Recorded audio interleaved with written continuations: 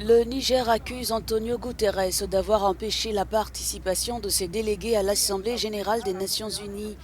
Pour Niamey, le patron de l'ONU a plutôt accédé à la demande de l'ex-ministre des Affaires étrangères, actuellement poursuivi pour complot et atteinte à la sûreté de l'État. Avec la complicité de la France et des deux chefs d'État francophones de la CEDEAO, le secrétaire général des Nations unies s'est fourvoyé dans l'exercice de sa mission en faisant obstacle à la pleine participation du Niger aux travaux de la 78e session de l'Assemblée générale de l'ONU.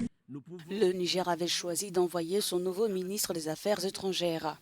Pour les autorités, ces agissements du secrétaire général de l'ONU sont susceptibles de saper tout effort de sortie de crise.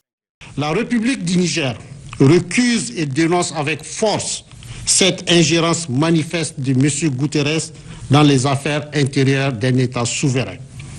Cette manœuvre de sape participe d'une logique de privatisation des relations diplomatiques consistant à un deal cynique et entre copains pour faire taire la voix de la vérité et du bon sens au détriment du Niger et de son peuple.